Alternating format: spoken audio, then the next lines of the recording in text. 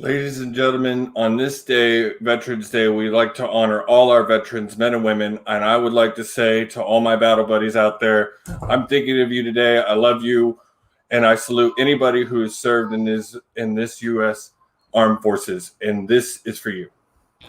Today, and just like every other day, we at the Paradigm Shift and Pinfall Productions thank and honor those brave men and women who have served in our nation's military and armed forces.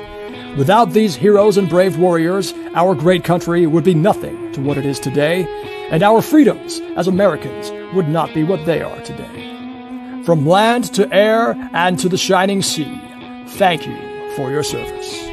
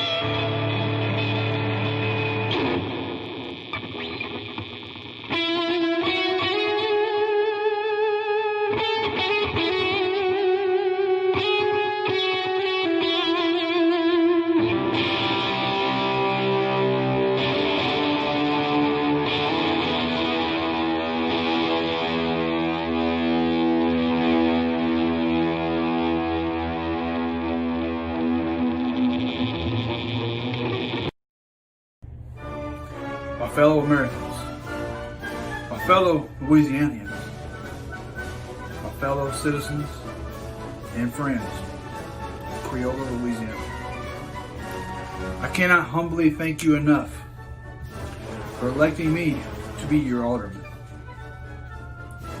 I made a promise that I would do this to my good friend, Willie Wee. Like a good alderman and a good friend, I keep my word. So, from the bottom of my heart, thank you. I'm very proud to be here and represent you in Creola. We are a small town. We are a growing town. But with your visions and all of my hard work, together, we will make this something to be proud of and something we can hand down to our generations. We are Creola strong. We are Americans. And by God, there's just nothing better. See you around, Creola. Now, it's time for the paradigm shift. Ladies and gentlemen, I'm back in business. How's it going? We won the election, in case you didn't tell. I had to do it. Mr. Will made me do it. It's all his fault. It's not my proudest moment. It's not my proudest work, but I'm an alderman for Creola. Now, on to business. We have a very exciting night ahead of us. I'm going to go ahead and bring on the man, if you will, the one who made me do that. What's going on, Will? If you will, baby. How y'all doing? How y'all doing? Welcome to the Paradigm Shift. We shift the paradigm of professional wrestling. And in case y'all wondering why I'm looking up, my monitor crapped out on me. So I was going to miss tonight. So I hooked this up to my TV, and I'm doing it Big Willie style. Don't forget that, baby. Big Willie style. Give it to the building fund. Will needs a new monitor. That's right. Yeah. Yeah, tell her, Oh baby. man. Well, look, I hope I made you proud with that. You know Yes, how you long did, it sir. took me? It took me forever to do that because I was so puzzled at what to say because I've never done nothing like that. Thank you, sir. Thank you. That was fantastic. You're welcome. I did it for you. Now let's bring on our great white Canadian friend. What's going The on, one, Mr. the G? only, the Canadian, the Mean Gene from up in the Great White North. I want to just get this out of the way. It's Remembrance Day here in Canada, lest we forget. And anyways, happy Veterans Day to all those too as well. So That's right. That's right. It's a big day all around the world. Up next, my friend, the guy who's been filling in for me, and frankly, I think we're just going to keep him around forever. Ladies and gentlemen, Tommy. Well, he don't sign the contract now. Well, ladies and gentlemen, it's an exciting night because the paradigm shift is not worthy because we have a prince in the house. Yes. So it's a very exciting night for Paradigm. Absolutely, dude. This is huge for us, and we're so excited to be able to host this guy. But we got to bring on the president, man. The guy who allows us to get on camera and act like fools, man. Ladies and gentlemen, El Presidente, Joshua Haney. What's up, boys? So excited to be here with y'all tonight. So excited. I've been thinking about this all day. Been talking to this man for over a week, getting this planned out. I'm so excited. I'm not even going to wait. Guys. We have tonight a very special guest, an ROH original, boys. The leader of the embassy, the man that calls himself Prince Nana. How you doing tonight, sir?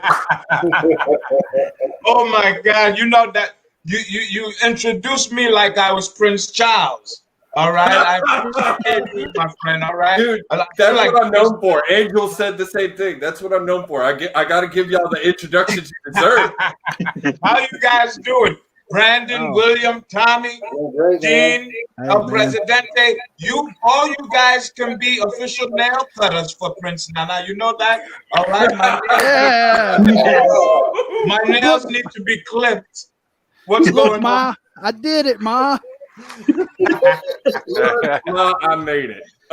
So we're gonna dive right into it, man. We want to know you. So first off, before we dive into the question, we just want to know about you and how you came into the business and how you got into wrestling as a fan.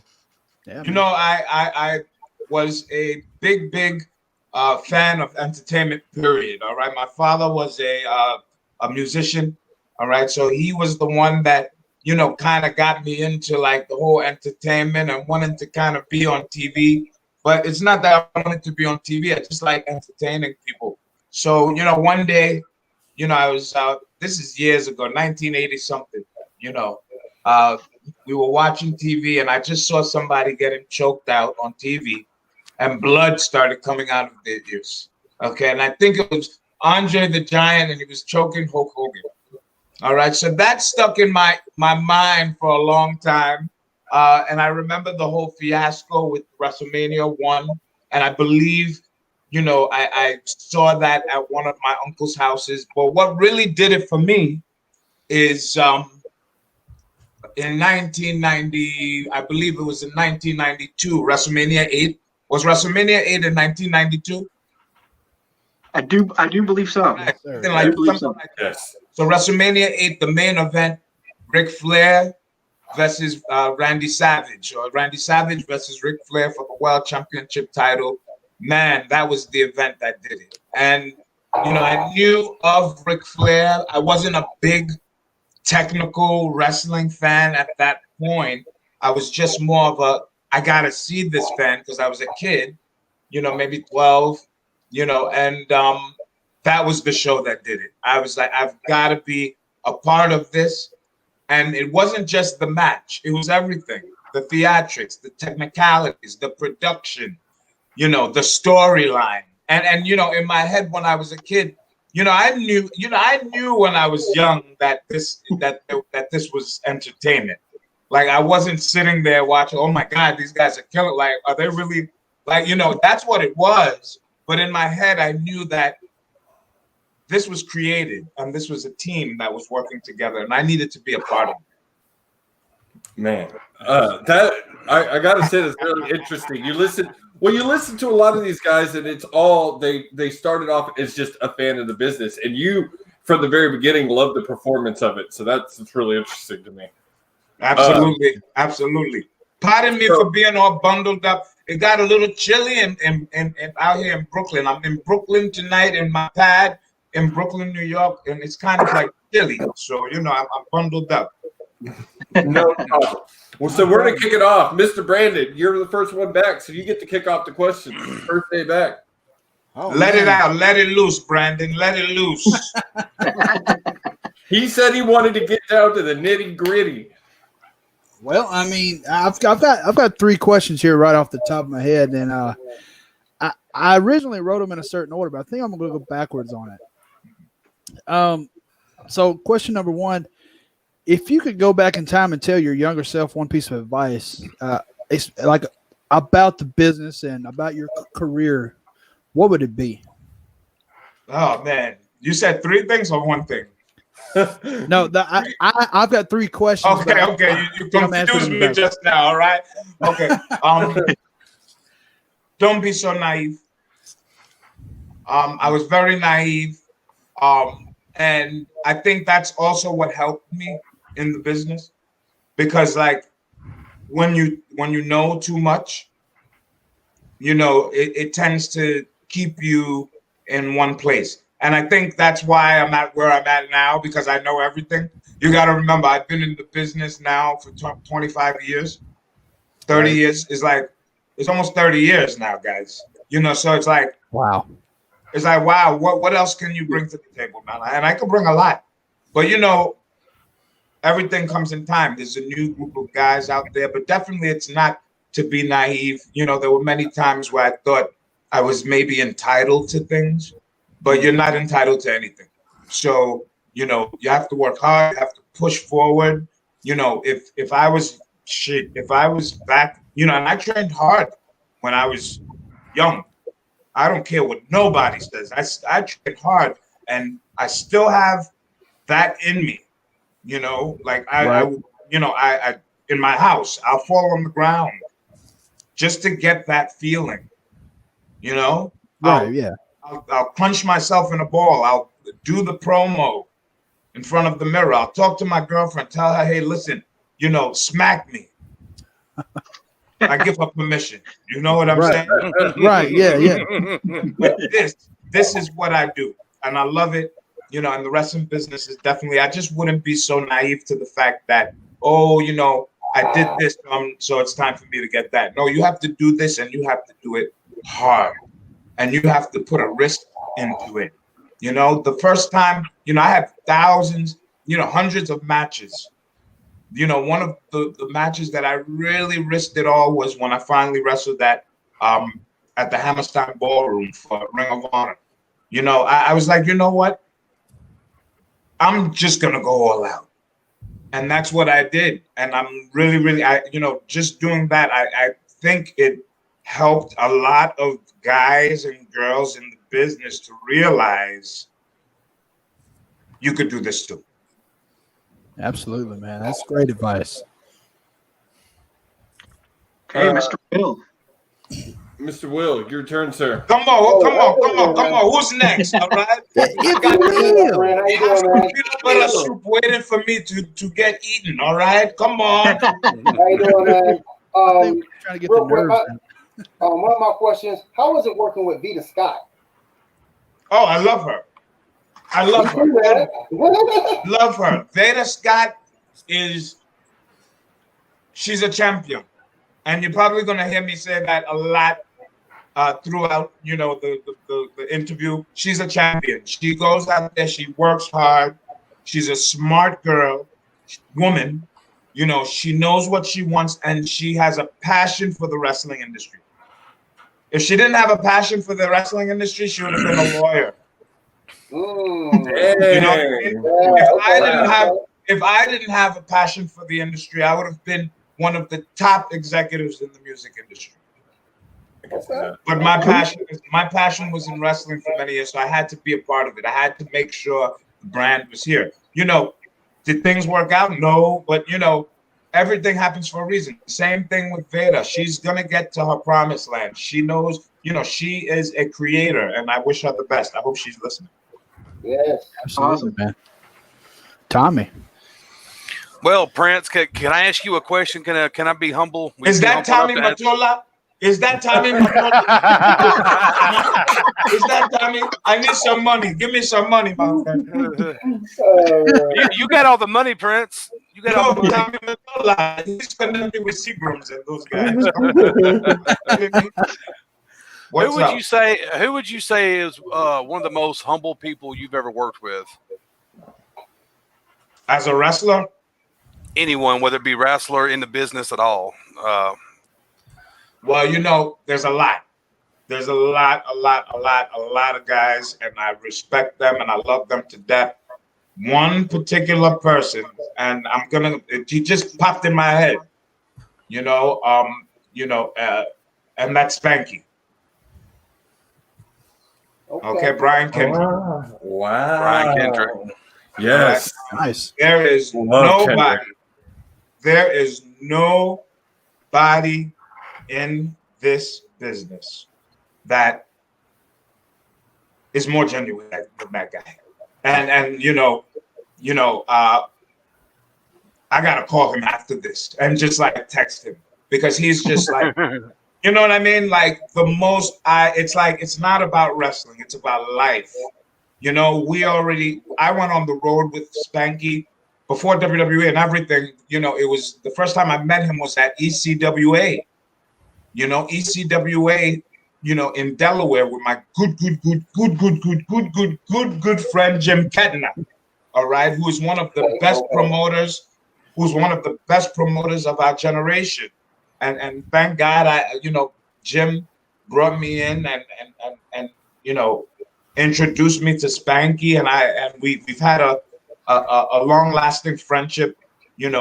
We went to Japan together. He went on to make a huge name for himself in WWE, and he's a great guy. That's one of the guys right there, definitely. Nice. Awesome. Nice. Awesome. Mr. G. Yes. So, Prince Nana. Geez, My question harpens back to the beginning, actually. So what was it like to be trained by Angel, Johnny Ross, and Devon Dudley? Oh man, that was training. Okay, I'm not to interrupt, but that is the same thing Angel told us when we asked him this question. It's the same answer he gave. That is training, and I know everyone's doing it now, but let me tell you something. A lot of the way that the guys train now in WWE and in AEW and in all over, I'm not gonna lie, and we all know that the WWE structure, they had like a lot of people there that were training guys like Bill DeMont and stuff. I know they're not there no more, but Bill implemented a lot of like the training that he got from Johnny Rods as well into the WWE system, and they still use it till today. You had to learn how to fight. Yeah. You had to learn how to fight where we were at. This is, we were training with a bunch of boxers that were, we didn't want them to look at us like we were pussycats. There was a lot of sweat and there was a lot of nastiness. It was nasty. One of the nastiest trainings, and people, I see the way people train today, and I'm looking at them and I'm like, you guys have it good, man. I'm like, you guys really sit here and have it good, and then you look at me like I'm a piece of crap. But I was in the dungeon, all right, in the belly of the beast, and I thank you, Devon, for the time that I had with him when he was training at Gleason's. I thank Angel 110% for everything that he's done for me in my career. And also Big Vito. Big Vito is one of my trainers. Wow. Big Vito is one of my trainers. Like, there's no, I don't know why you guys didn't say that also, but he's one of my trainers. I I respect those guys 110%. And I there didn't.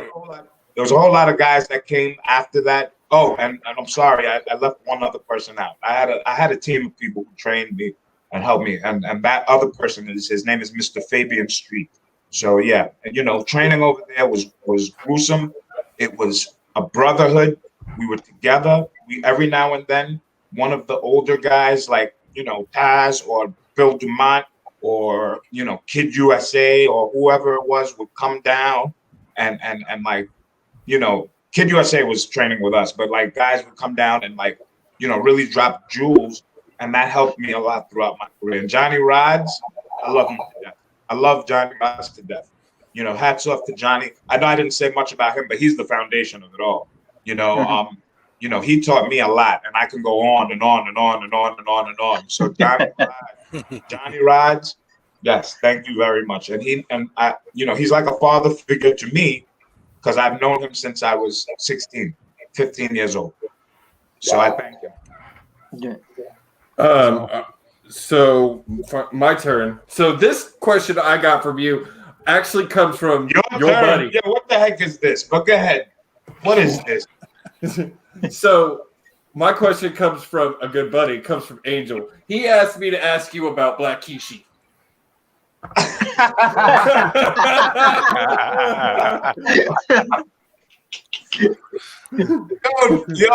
Yo, my boy Rikishi. Yo, number one, peace to Rikishi for what he does and the whole Samoan nation.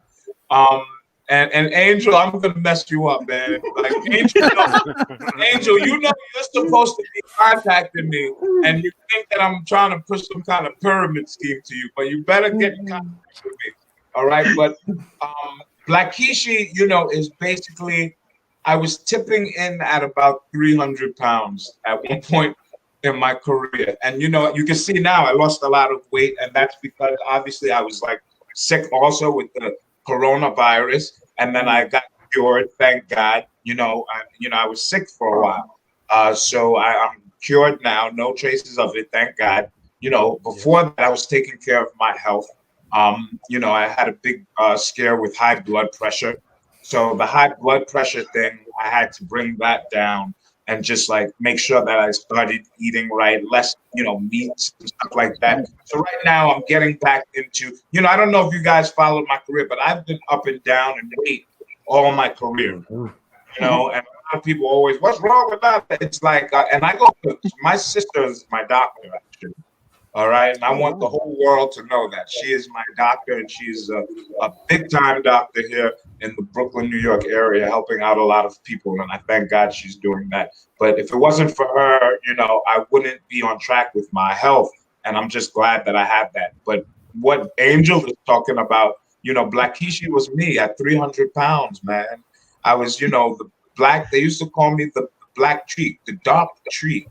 All right, because I used to do a lot of magic in that ring at 300 pounds, and Rikishi, God bless him. I was doing the running ass at one point, in my career, and the running ass, I think I kind of brought it back in the wrestling business.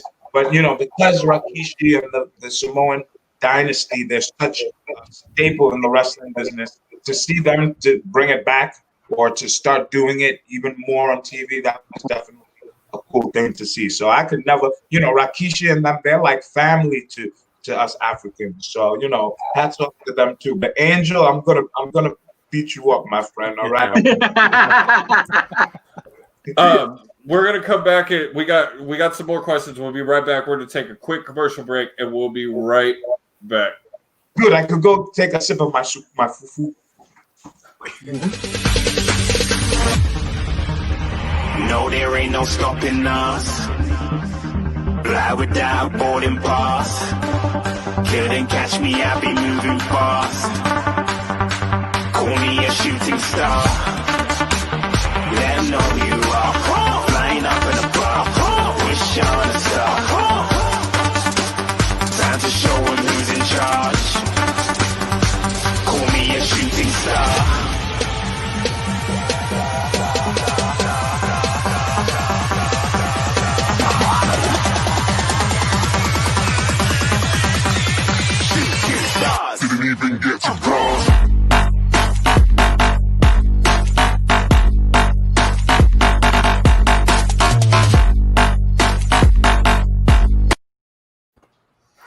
Real quick, if you're watching the show, please drop us a like and follow us on Facebook and YouTube. We greatly appreciate it. All right, Mr. Brandon. Yeah. So, question number 2, man, and we're slowly, like I said, going into that deeper side now, and that's where you wanted, right? So, Yeah, that's good. We're going to the deep ocean. Question number 2 for me: has there ever been a moment where you wanted to wash your hands of wrestling and the whole business and just walk away? Oh man, that is like the hardest thing for a wrestler who tasted a piece of the life to do, you know. And I think if I wasn't financially free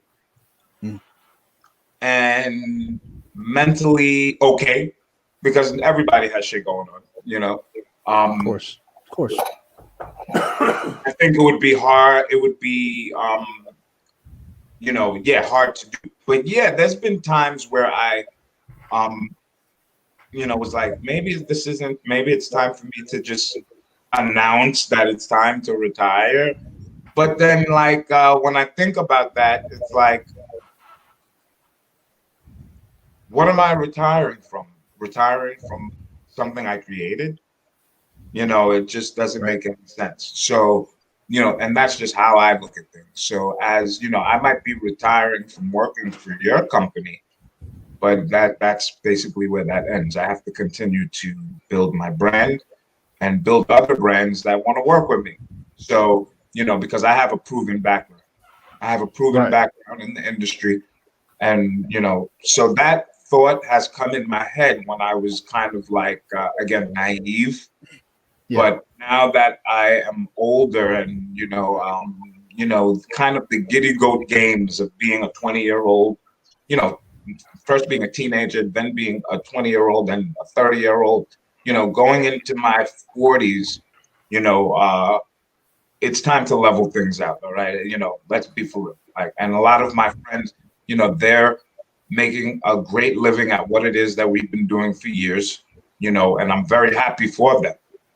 But my whole thing is to make sure that my brand continues to, be out there, whether it's in sports entertainment or whether it's in essential services or whether it's in film production. That's what my company, that's what my brand is. We're an all-inclusive entertainment and essential technology and financial services company. So it's like, we do everything for businesses and for individuals, so why should I retire? I might start a company next year. Like Tommy Mottola might give me 50.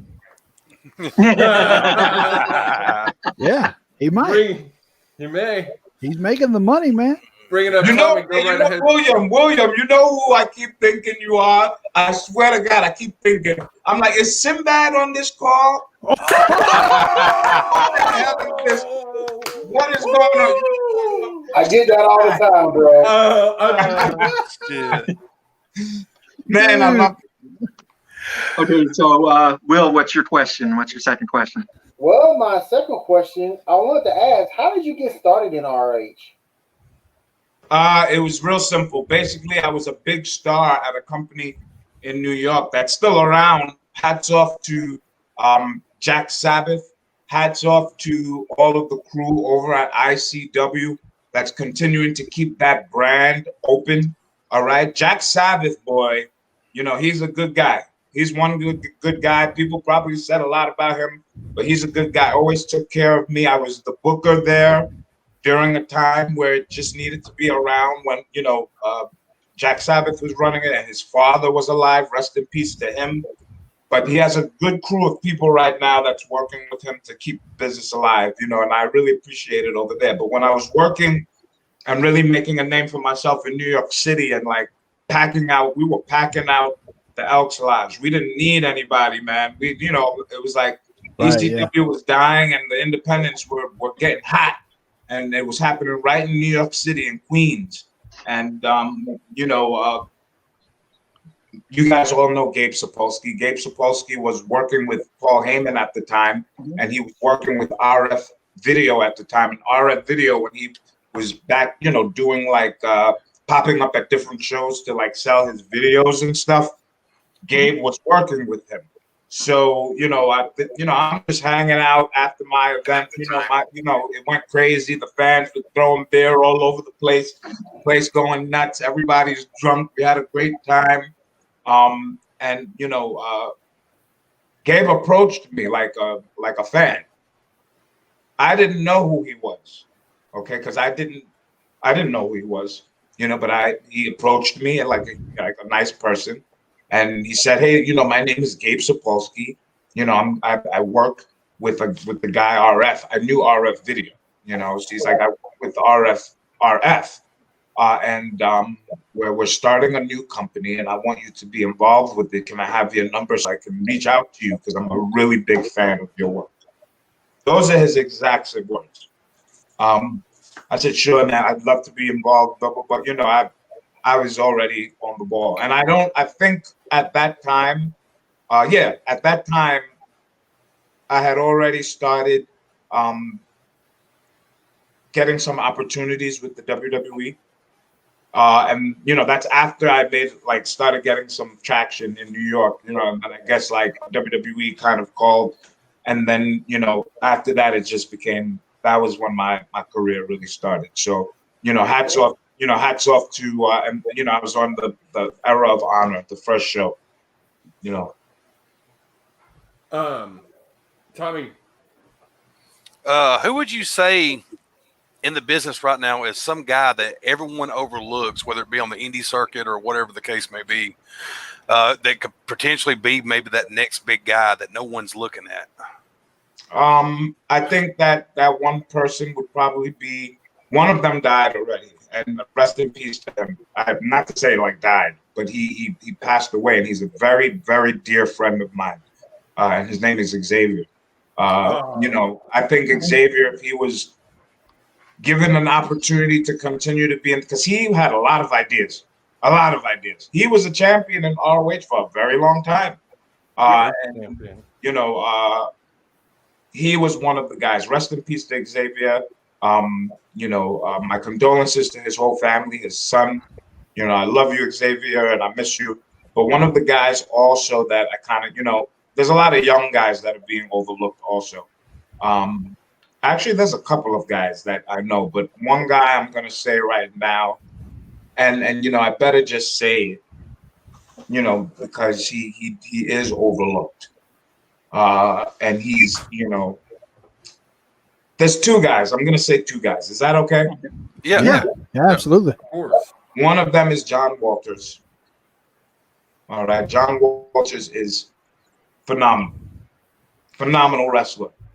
He could do any character. Great, body as far as like in shape, and great attitude, when it comes to working as a team. And the other person, I have to say his name because he's my good friend too. We may not speak often and, may not, do a lot of business together, but the Amazing Red.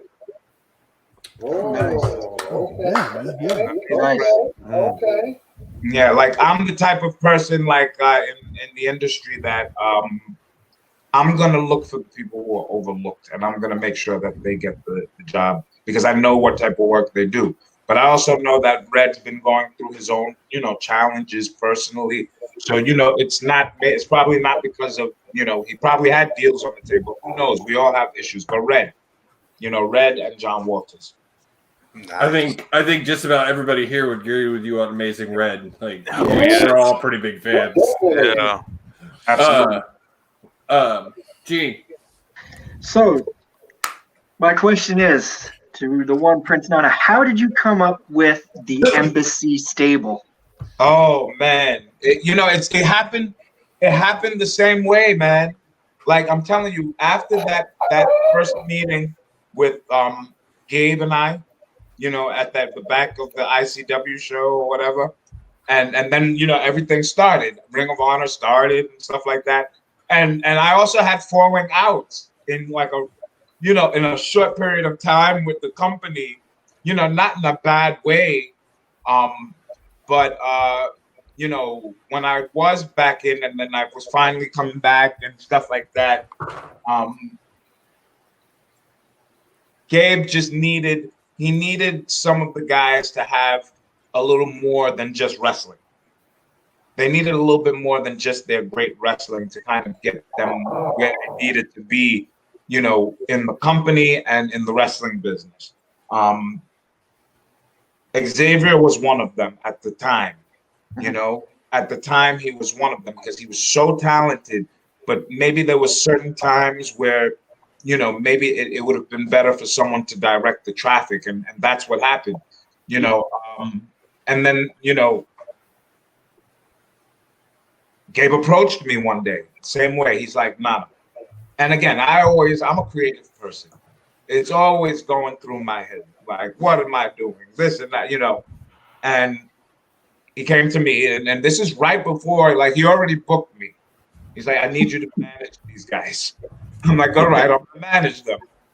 So then I'm just like, okay, it's gonna be Prince Nana, like, Xavier with Prince Nana. You know what I mean? So then right before we go through the curtain, he's like, he does it just like this. Nana, we need to come up with a name. We need to come up with a name for the faction. So I'm like, the embassy.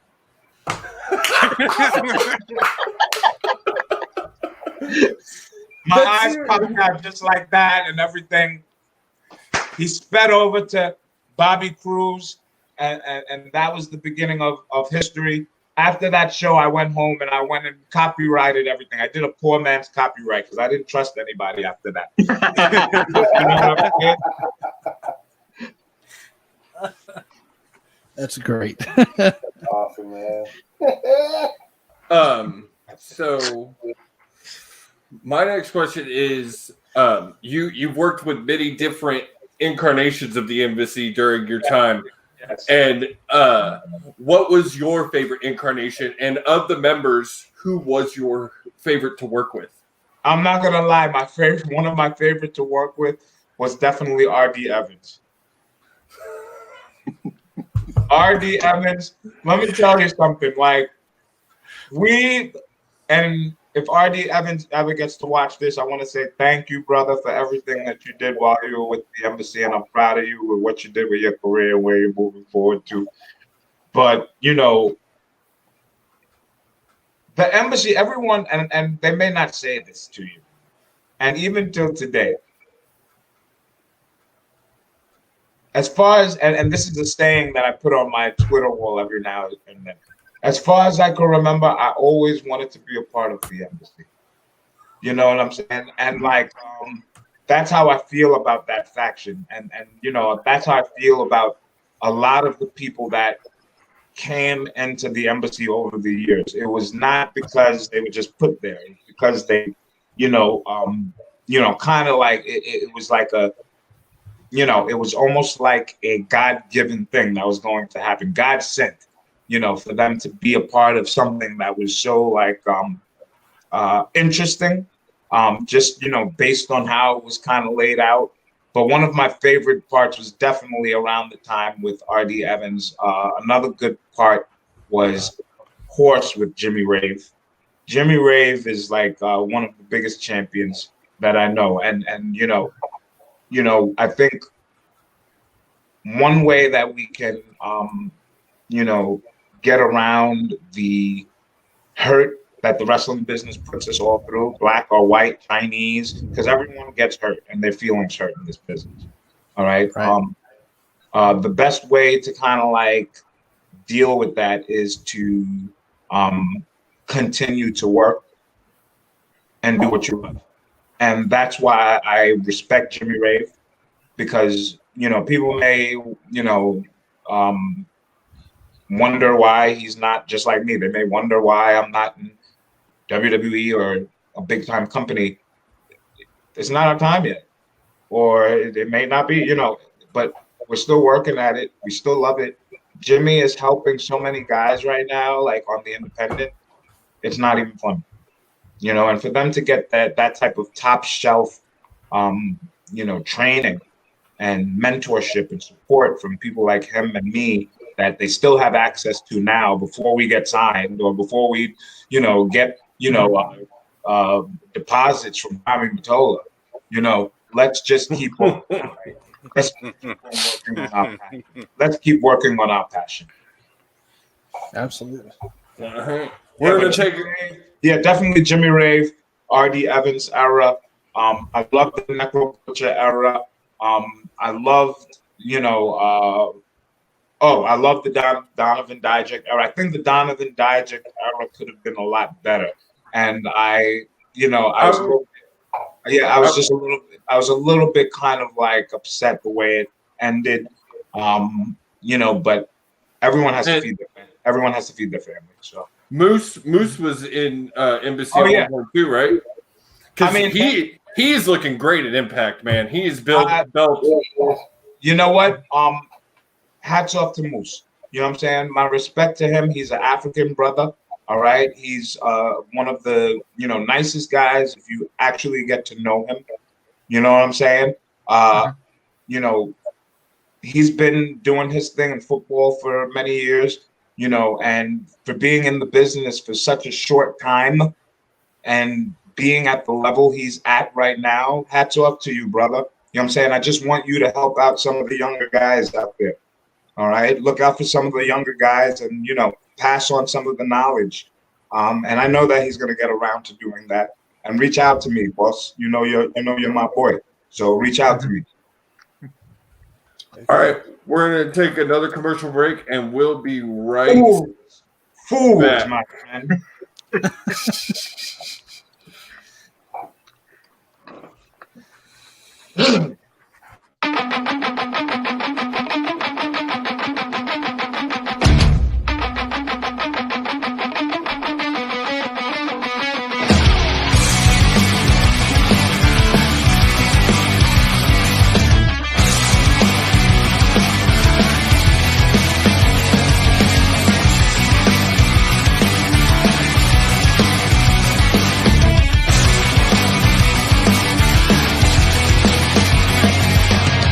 Burning tires in a stolen car. I fucked up so bad outside the bar. Heading out as far away I can. Heart is pounding, got the damn out of hand. Doing 90 through the city night. Nothing's ever gonna be alright. Life will never be what it was. Hands are shaking, 'cause now my future is crashing down on me. They try to kill me when I fought back. I cracked the scotch with a baseball bat. The justice will never make this right. I need to run and stay out of sight. And no choice, it was me or them. Now for a lifetime I'm condemned. I could forget my old set way of life. I go to prison or die.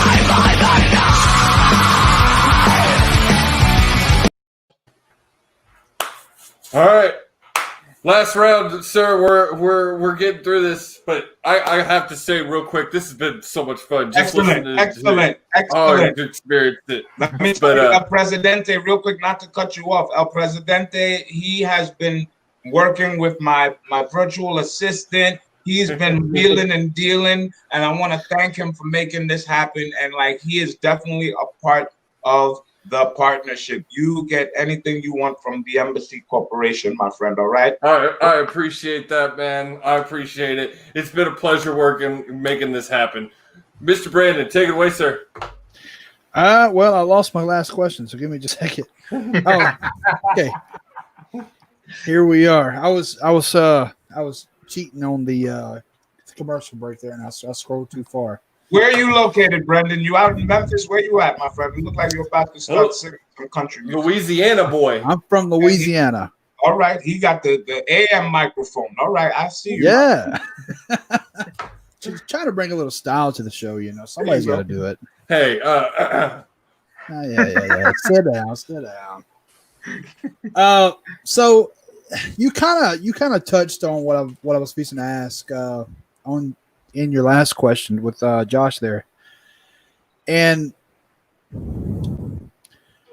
yeah, there's a term, you get your big break, so to speak. And not to discredit anything that you have done whatsoever, but what do you think may have prevented you from your quote unquote big break in the wrestling business outside of ROH? Probably I maybe didn't work out on my body enough. Okay. And that was it. I swear to God. And my biggest advice that I tell the guys now that, what should I do? They ask me, what should I do now? I tell them, well, are you going to the gym every fucking day? Oh, Hey, You're fine. good. You're fine. You're good. Okay. You're good. You're good. You're good. You're good. I ask them, are you going to the gym every day? Are you talking, are you, watching wrestling videos? Do you know what style you want to do? Okay, are you training every day? Are you working with the right people? Who are you training with? Oh, you're training with these people? Okay, I think you should train here. These people are, train with this person. Send me a video, and, ask me the question again. So, like, your quote unquote big break. What do you think? Right. So back. So when it comes to working out, all right, like, I tell these guys, listen, WWE, Impact, ROH, they want you to be good in the ring. And they want you to develop a style, obviously, whether they bring you in with experience or not, but you need to have some kind of physical presence. And the thing that was good for me at that time is that I was a big guy. I was a big young guy, and I was big, and it was a different type of look. But it was like, I think if I were to have worked out in the gym a little bit more and really pumped up and you understand what I'm saying? And really pumped it out to really make the body look good. And I can still do that in my body. This is the best shape I've ever been in my life, by the way. Right. I would have had a better chance. And I remember my match with RD Evans, and I remember coming to the back, and Tommaso Ciampa, congratulations to him on everything that he's doing. Him and his family. I hope you guys are doing well. He saw me in the back and he said, Nana, I think you have a lot of people you're gonna have a lot of people talking, and it did. It made people realize this guy can do anything.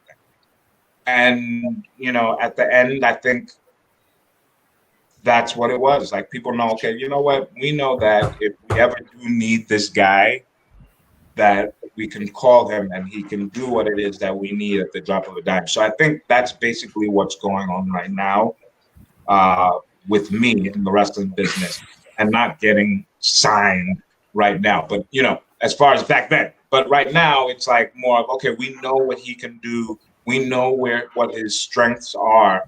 We're just waiting for the right situation to make it look official. So I'm just waiting. And then I'm also just creating what I got to create on this side, and being positive and cheering my friends on. And, hey, you never know. I might come back in the ring. Hey, we would love that. Hey, let us see it, bro. Keith Lee is 50 years old. You forget that. Wow. Really? I mean, he's almost. Wow. He's up there with me. I'm 49. Whoa, man, he does not look it at all. I never realized. He looked great. And for someone like that, to go out there with a dream and a passion, he was, doing it for a while, but not that long either. And to be where he's at in his career, anyone could just say, hey, listen, they could change the route of the direction of where they're going. You just got to want it. Me personally, I love my life the way that it is. And I love the fact that I'm in the wrestling business, and I love the fact that I worked really hard to, be in it this long, to be around, But everyone is not everybody. You know, we can't just duplicate. We can't just duplicate each other. You know, you have to bring your own thing to the table. And you know, my thing is what I bring, and what if someone else brings to the table, whether they're 20 or whether they're 50, is what they bring. You know what I'm saying? And that's a good thing. You just have to have heart, and you have to take a lot of risk. And if you're not willing to take a lot of risk, then this isn't the business for you to be. Absolutely. Well said. Well said. Yeah. Mr. Will. I'm gonna change up a question because I gotta ask you this, bro. I see you with it all the time. Where's the crown, man? You know, it's in a case. All right, it's in a case. Okay. All right, it's in a case. You know, I said to myself, should I come on the show with a crown on today? Next time. But you know, if I would have done that, El Presidente would have had to buy 10 more things off of my website. So, you know, I didn't want to go through that. Forget it. I have this whole family signing up for stuff on my website. I love that crown, bro. I love the crown. The crown. Thank you very much. Thank you very much. That is a traditional headpiece from the Kumasi and Kumawu tribe in Ghana, West Africa. And yes, Kofi Kingston is a part of our lineage. All right, he's from the same region where the kings and the chiefs and the queens of my family were from as well. So hats off to Kofi, and I'm proud of you for doing what you're doing in WWE and so on and so forth. One day we will meet. One day we will meet, and I will make great things happen, even more for you, my friend. Maybe a match. I'm sorry? Maybe a match? Ooh. Against me and him? That would be an amazing. You know, let me tell you something. I'm down for that. Hey, you know what? Let me tell you something. If I get mad enough, and I'm not gonna get mad at Kobe, of course not. But you know, if I get a chance to do one more thing in this wrestling business, it's to go ahead and maybe like go feud with Kofi Kingston. Oh, that would be awesome. That would be awesome, man. Because Kofi Kingston, you know, forget it. Like the Ghanaian guy coming to WWE to set him straight. Like, what are you doing, Kofi? Huh? What are you doing? That would be a great Can you imagine? Great story. That would be yeah, dude. Yes, Vince, if you're watching, sign him now. Do it now. Let me tell you something. I'm big. Hey, I know WWE, they're not signing me and stuff, but I still love that company. I grew up with them. You know what I mean? I maybe don't watch it, you know, on and on and on, but as soon as I get on it, I'm back on it. And if they need me to do research, I do research. I could watch wrestling for hours and put it together like that. You know, so hats off to Triple H, Stephanie, you know, Vince McMahon, Mrs. McMahon, and all of my friends that work there with that company. Keep on making dreams happen and making people happy in the world. I love the energy, bro. I love the energy. Keep that up, man. I love Thank that you. energy. Sure. It's contagious, man. Thank you, brother. For real. I try to keep it positive. Yeah, everybody has crazy stuff going on in their life, but I really seriously try to keep it really positive because it's like there's a lot of nasty people out there, man, and I don't want to be one of them, man. I really don't want to be. Yes. That's right, man. Mr. Tommy. Well, I know how he's probably going to feel about this question, but the embassy versus the Nation of Domination. If it was booked in a fantasy match at WrestleMania, who wins and who comes out on top? Are we waiting? Hang on. Are you talking original incarnation embassy? Original incarnation. Original. Whichever pick he would like to go with. It don't matter which one. I'm gonna say that it's gonna be. I'm honestly gonna say that it's gonna be the Nation of Domination taking back. I gotta say it because they're gonna beat the heck out of those guys. I was the only black person. So they're gonna push me to the side. They're gonna push me to the side. Say, you get out of here. You, Jimmy, come here, beat him up. And beat up, you know, Diablo Santiago and Xavier. Like, so You know. So like, let's just go with the Nation of Domination. Good question, Tommy. Good And one. then I'm gonna end up managing Nation of Domination. That's true. Hey, That be your turn to be nation. I say the WWE needs to sign you to the Hurt Business. Oh man, I heard about that, man. Dude. Loving what they're doing there too. Loving what Yeah. they're doing there too. But if they brought me into that story for the Hurt Business, we would be hurting, man. We would be definitely feeling what the Hurt Business is about, my friend. Gene, sir. Don't get me Okay, started. so did you? This is the question that would play on to the asking about the embassies. Did you have any hand in picking or choosing who you wanted in the embassy starting off, or was it just like, hey, here's this guy and we're pounding you together and create a stable? Most of the guys were pre-recommended. Some of the people I actually recommended, like Mike Crew. I don't know if you guys remember him. Mike Crew was like someone that I really wanted to be in the embassy because he was somebody that was, a very great wrestler, but he needed a mouthpiece. But then, when he was working with us for a while, he ended up going to WWE, so that was good. I don't know what he's doing with his career now. I had an interview that's going to be going up tomorrow with Jade Chung on Zoom, and this is going to be a good interview because it's the first time I'm doing a live, taped interview like the way we're doing this way. Well, it wasn't live, but it's taped. But Jade told me that I actually helped her get into ROH, and I totally forgot. And that just goes to show you the type of person that I would want to continue to be, because I would never be where I don't even like that word humble. Like, I like that word, but it's like a word people kind of take for granted. But I like to just know that I've helped people, because I know that I wouldn't be where I'm at today, or I wouldn't have the success that I have today if it wasn't for people like my mother, people like my family, people like you guys right now. Like El Presidente. El Presidente came into my inbox, or I went into his inbox and asked him a stupid question. Then it turned into, a relationship. He's known me for a long time. I haven't known him that long, but now it seems I know him for 20 years. And the reason for that is because I like to relationship build. Attraction marketing is what I was trying to teach my wrestling friends on Monday when I invited them all onto Zoom. They all thought they were getting signed to a wrestling deal. 75 people jumped on my Zoom. And I heard from people that I never thought I'd hear from in years. And when I told them that, hey, listen, you guys have an opportunity to invest in an idea, with me to make something big happen. Guess how many people signed up? Take a guess, guys. All of them. No, none. Really? Wow. Yeah. You know why, right? I got an idea. I know William has an idea. I got an idea. I know William has an idea.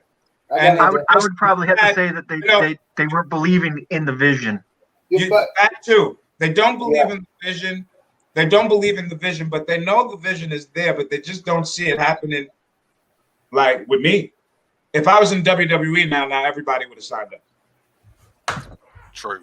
I understand. And that's such a shame. And that's such a shame because you're limiting yourself from what you can learn from someone who's been doing this for a long, long time. And that's experience that you're not going to have. And at some point, it's going to bite you in the butt. It is. What I was trying to teach, the young guys, and don't get me wrong, some guys did sign up, okay? But I said the word 0 because I had 75 people on that call. 75 people, to help start a wrestling company. Get together, make a real cheap investment that everyone shits on every week. Everyone shits on $200, and they never get a return on it. When I show guys to spend $200 and get a return on it, they're running away. So let me tell you something. All my career in the wrestling business, I was holding my locker rooms down. And anyone who can, you know, contest against that. You can call me or get on the podcast and say different. But I held my locker room brothers down. If they needed something, I had them for you. I got them. And we had that doesn't make a whole lot of sense to me for them to do that, because they know your connections. They know where you come from. You see, they don't realize it until after. That's why it trickles in after. You know, it's going to trickle in after, because a lot of these guys, when they see me pop up, let's say at AEW, let's say at WWE, guess who's going to be back in my inbox? Them. Yeah. But at that time, there's going to be an automated Nana answering, not real. So, as my last question, I went out and I got a little surprise for you. Oh, God. He wasn't able to make it on here live, but a certain special someone sent you this.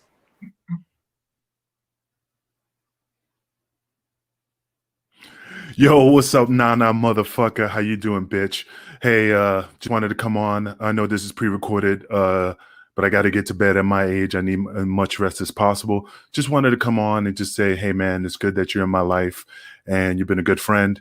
And even though you're Prince Nana from Ghana, you'll always be that 16-year-old kid who took. Remember this? Look at that. Oh, let me put it right. Who took that picture? That was your classic work when you were like, what, 16, 17 years old in high school? You did all our promos pictures. I still have it, man. It's still on my wall. So, hey, man, I just wanted to say what's up. I'm happy that you came on the Paradigm Shift to talk with the boys. And I got nothing for love for you, bro. Like I always say, man, you're the man. Love you. Thinking about you. Peace out. Man, that made me tear up. That made me tear up. So, as everybody who watches our show knows, like Angel is a big friend of our show. We are Kingpin approved. So I had to reach out, because if it weren't for him, I wouldn't have reached out to you. So he is the man that made this happen. And because of him, I started off with an Angel question, and he wanted me to. I wanted to hear about how you cut your teeth in the industry. From what I hear, taking photos at Gleason's. I want to hear. I started out. You know, that was really cool. Angel, big up to him. You know what? When he pulled that picture up, like, all this water came to my eyes, because, you know, photography, I love photography. And photography, oh, man, I love photography so much. And that, you know, I did it when I was 13, 12. I worked for Wrestling World Magazine at the age of 12. And, you know, I got into Gleason's gym taking photographs for Johnny Rods. You know, and I was a little bit too young at the time to become a wrestler. So I was doing all of the, you know, promo photography for Angel and for Big Vito and for, you know, Devon and, you know, Kid USA. And man, you know, that was great. Like, and from that experience, when I went to, you know, I went to John Dewey High School in Brooklyn, New York, and I was the editor-in-chief of the yearbook also over there, which is a big deal in Brooklyn at the time. And then when I went from high school into college, I was also working in the music industry as a photographer for Hiram Hicks, who was the CEO of Island Records. So, you know, being a photographer in the entertainment business definitely was part of my success. And that's why, you know, when Angel pulled up that picture, it brought, you know, tears, because I have that picture also. And I have a whole bunch of other pictures, you know, that I've taken over the years in the wrestling business that, you know, if you see some of these guys, it'll be amazing. But thank you, Angel, you know, for that. That's really, really appreciated that he came on. Yeah, but photography. If you wasn't for that hobby in photography, you might not be where you are today. Exactly. Without photography, I wouldn't. And any young person that's listening, you know, all the young people that's out there, like, pursue your dreams. Like, pursue your dreams. Because, you know, I was a kid, you know, and all of the stuff that's happening in my life, I dreamt about it back then. Everything. Yeah, I mean, It's awesome. I mean, you said it, because all of us right here, this is something we've dreamed about all our lives. Being here, getting to interview guys like you and Angel, this is a dream that we sat and watched y'all as kids and like before, and Like this is crazy to us. This is crazy. It's a blessing, and that's all there is to it. It's like going out there and doing it. So I want to thank you guys. Do I have any other questions? That was really all we had, man. I was going to give you a chance to please plug everything that you're doing, everything that you got going on. Hey, a lot of this stuff I'm going to have to be plugging. I have to turn the whole camera off and log off. I'm going to be plugging away after this. But, I want to tell everybody to go to my website, Bando, BANDOH, and then group, GROUP LLC.com, the Bando Group LLC.com. We are a all-inclusive essential technology company. All right, that's the main site to check out all of the services that we do. And you can also inbox me at Prince King Nana on Twitter if you want to learn more about the business, if you want to get mentorship, if you want to learn more about being a partner with the new sports entertainment company that I should be bringing to light in the next 2 years or so. But it's really been a pleasure to be on this show tonight. It's a great pleasure to have you, man. Thank you. We just got one more clip, and then we're going to come out and close out ourselves. No, just hang out in the backstage. We'll be done in just a second, man. All right, boys. This is our last commercial break of the evening, and we'll be right back. Ladies and gentlemen, my name is RYK, Richard Bergeron, and I invite you to be part of a revolution. Watch as promo artists from around the world compete to be the top act in a medium of which you have never seen before. Get all the excitement of professional wrestling with the artistic interpretation of filmmaking and the raw emotion of a rap battle. It all comes together in a multimedia presentation like you have never, ever experienced. And I will be the voice of the movement. Join the Facebook group today and see Revolution for the first time ever this Sunday, November 15th, broadcasting live via StreamYard. The action begins at 2 p.m. Eastern, 1 p.m. Central.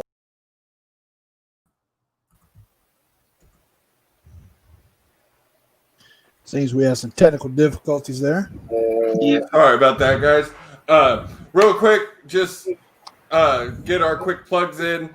You can catch us here every Wednesday, 9 Central, 10 Eastern. Catch the huddle, 9 Central, 10 Eastern on Tuesdays. And then, Mr. Tommy, go right ahead, sir. Make sure that you catch us Saturday mornings. Get your NCAA started. And do not forget that this is the first week that the Revolution Hostess Breakdown. It is groundbreaking and promo in the promo world when it comes to it. So it's going to be very exciting. We will be live at 1 p.m. Central, where we're going to bring you 8 outstanding matches along with me, Mr. El Presidente up there, and the voice of the Revolution, Richard Barquette. So it's going to be very exciting. We also have Patrick Shane at my side on commentary. So it's time to start a revolution, guys. And Sunday, we're about to take the promo world by storm. And don't forget our referee. Mr. Will, go ahead and plug yourself, sir. Referee. That's right. Remember that. Will, plug what you do. On Saturdays at 10 p.m. Eastern Time. We get the fastest hour in podcasting. Myself, Gene, hopefully Shaw will be back this week. Bring you with all the geek news that you can ever get in 1 hour. Come on with us and run the gauntlet. Guys, please like, follow, subscribe on Facebook, YouTube. Give us a 5-star on Apple Podcasts. We love y'all. Thank you for joining us on this show. Thank you, Prince Nana, once again for joining us. We love y'all, guys. Y'all have a great night.